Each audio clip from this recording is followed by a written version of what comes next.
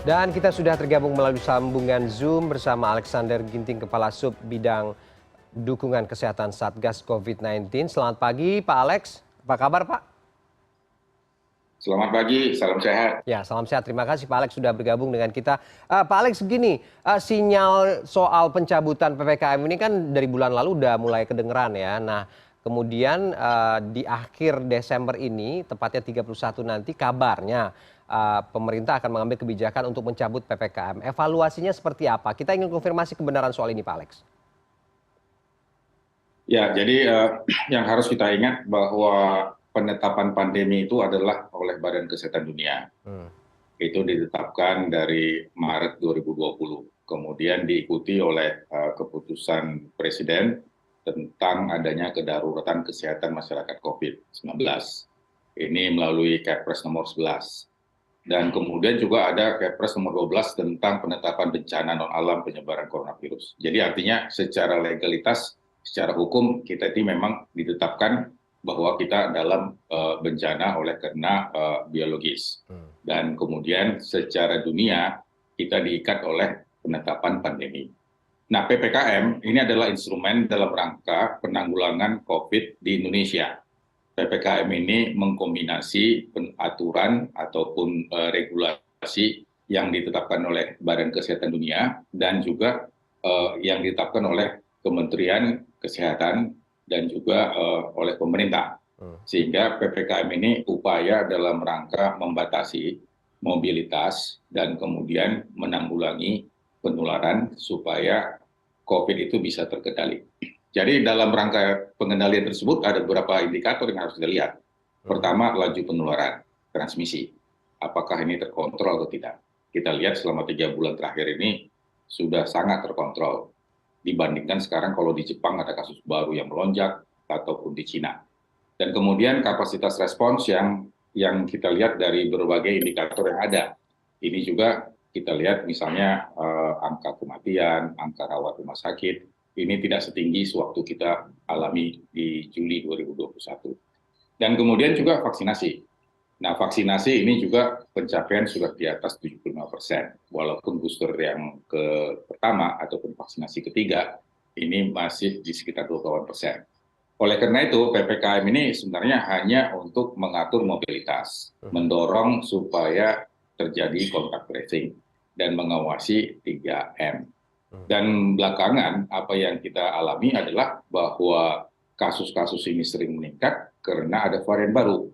Jadi bukan lebih karena mobilitas. Contohnya kita ada banyak mass gathering, ada pertemuan-pertemuan yang lebih dari 1.000 orang.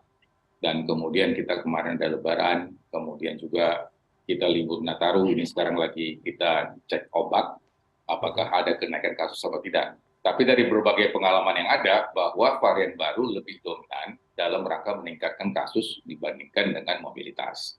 Oleh karena itu, makanya PPKM ini tentu perlu dievaluasi. Apakah nanti dia akan dicabut, ataupun juga akan ada bentuk yang baru, di mana lebih menekankan supaya meningkatkan imunitas, dan kemudian pemakaian masker dengan pola hidup sehat dan bersih misalnya. Jadi ini yang mungkin yang harus kita pikirkan. Dan kemudian juga PPKM juga mengatur bagaimana terjadinya kontak tracing. Nah, makanya kontak tracing juga ini akan menjadi bagian dari surveillance. Jadi oleh karena itu kita harus memang bersiap-siap dalam situasi yang pandemi menuju endemi. Dan dalam transisi ini tentu persiapan itu tidak hanya ada di pemerintah, tapi persiapan itu juga harus ada di masyarakat. Salah satu persiapan di masyarakat adalah bagaimana tentang 3M ini tetap menjadi bagian dari kehidupannya, hidup sehat dan bersih menjadi bagian dari aktivitasnya, dan kemudian juga meningkatkan kegiatan vaksinasi, khususnya bagi mereka yang punya imunitas yang rendah ataupun penyakit yang rendah.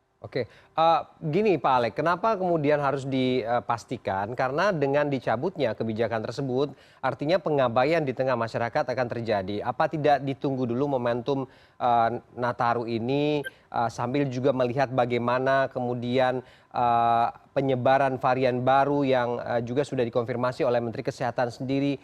Karena modal imunitas kita, apakah sudah sesiap itu, Pak Alex? Ya, jadi kalau kita lihat dari cakupan vaksinasi untuk booster pertama, ini memang masih 24%. Hmm. Tentu pemerintah mempersiapkan semua ini dari segi vaksin, dari segi fasilitas, tetapi juga pemerintah juga harus menyiapkan akses dan akselerasi. Jadi oleh karena itu untuk vaksinasi ini memang harus terus kita jalankan karena setiap varian baru tentu akan memerlukan penguatan-penguatan dalam rangka meningkatkan imunitas. Hmm. Nah demikian juga misalnya dalam rangka meningkatkan kewaspadaan, misalnya di kampus, di tempat area publik, di sekolah. Ini tentu kontak tracing harus disiapkan oleh dinas-dinas kesehatan.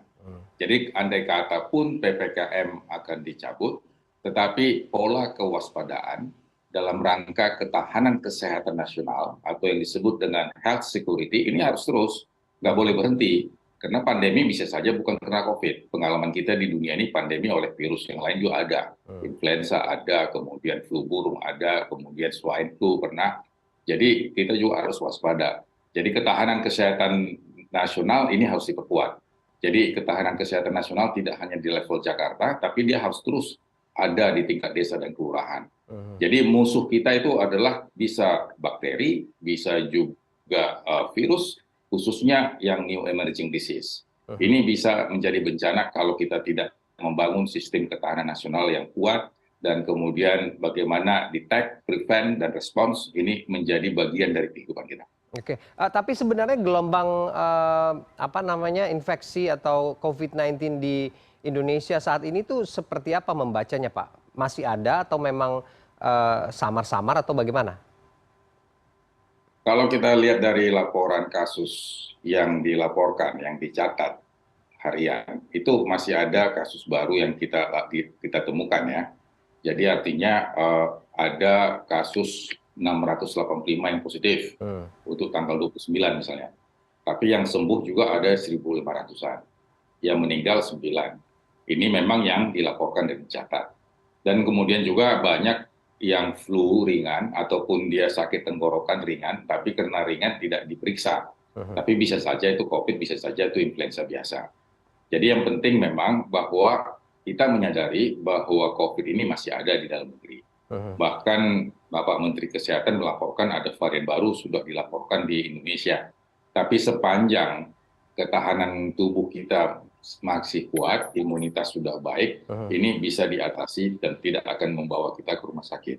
Tapi bagi mereka yang rentan, bagi mereka yang mempunyai komorbid, ini yang kita khawatirkan. Jadi mereka inilah yang menjadi prioritas kita untuk melakukan vaksinasi secepatnya. Jadi mereka yang sudah menyelesaikan vaksinasi 1 dan 2, kita harapkan mereka didorong untuk vaksinasi ketiga. Khususnya yang usia lanjut dan mereka yang punya penyakit penyerta. Karena Termasuk varian baru anak-anak, itu terus ada. termasuk juga kelompok anak-anak begitu ya Pak ya, modal imunitas mereka khususnya vaksin ini juga sudah siap? Ya, jadi untuk anak-anak juga karena setengah kehidupannya ada di sekolah, dan di sekolah juga harus diberlakukan juga bagaimana kehidupan sehat dan bersih, dan bagaimana orang yang flu dan batuk harus di rumah, dan juga dilakukan kontak tracing, dan kemudian juga vaksinasi. Oke. Apakah di sekolah ataupun di desa, ini harus digerakkan. Oke, tingkat kewaspadaan ini juga didukung oleh ketersediaan dan keberadaan fasilitas kesehatan, tapi kemudian kabarnya Wisma Atlet ini salah satu vaskes yang cukup mumpuni untuk menampung gelombang apa namanya pasien COVID-19 ini juga akan ditutup. Kita ingin konfirmasi apakah begitu adanya Pak atau sebenarnya tetap beroperasi dengan status standby atau bagaimana? Ya, jadi Wisma Atlet itu dia menjadi rumah sakit dengan kasus ringan dan kemudian ada beberapa kasus sedang dan kemudian kasus sedang ke atas ini tentunya akan di rumah sakit yang sudah menjadi rumah sakit rujukan. Jadi kalau kita lihat tren dari perubahan genetik virus dari mulai Omicron, mulai BA4 sampai BA5 sampai yang ada sekarang ini, itu angka perawatannya sangat rendah dan angka kematiannya juga rendah. Sehingga artinya Wisma Atlet itu diperlukan bagi mereka yang memang penularannya cepat dan kemudian memberikan virulensi yang tinggi sehingga angka kesakitannya tinggi. Nah, sementara ini karena vaksinasi ini sudah cakupannya sudah tinggi dan kemudian virus ini angka mortalitasnya juga rendah, sehingga untuk saat ini memang tidak diperlukan untuk tersedianya fasilitas rawat inap. Karena klinis yang ada sekarang ini lebih klinis yang ringan dan cukup bisa dirawat di rumah. Tetapi bagi mereka yang rentan, bagi mereka yang komorbid, ini bisa mengkhawatirkan untuk membawa mereka rumah sakit. Dan rumah sakit untuk rujukan untuk pelayanan COVID sampai saat ini belum dicabut. Jadi artinya rumah sakit masih tetap menyediakan fasilitas untuk pelayanan COVID-19 ataupun pelayanan new emerging disease yang lainnya. Oke, jadi artinya hari ini jadi Presiden Jokowi akan mengumumkan Pak untuk mencabut kebijakan dan berganti dengan kebijakan baru? Ya, Presiden sudah mewacanakan, tapi apa yang disampaikan oleh Bapak Presiden tentu menunggu kajian data lintas sektoral, lintas kementerian dan lembaga. Karena bagaimanapun juga mencabut PPKM ini harus juga mempertimbangkan data yang tersedia dan juga aspek legalitasnya. Dan mencabut PPKM bukan berarti pandemi berakhir, karena status pandemi ditetapkan oleh Badan Kesehatan Dunia. Oke, baik, kita tunggu apa kebijakan pemerintah selanjutnya agar tetap meningkatkan kewaspadaan terhadap laju penyebaran COVID-19 di tanah air. Terima kasih Alexander K. Ginting, Kasubdit Dukes Satgas COVID-19 Nasional sudah bergabung dengan kita pagi ini.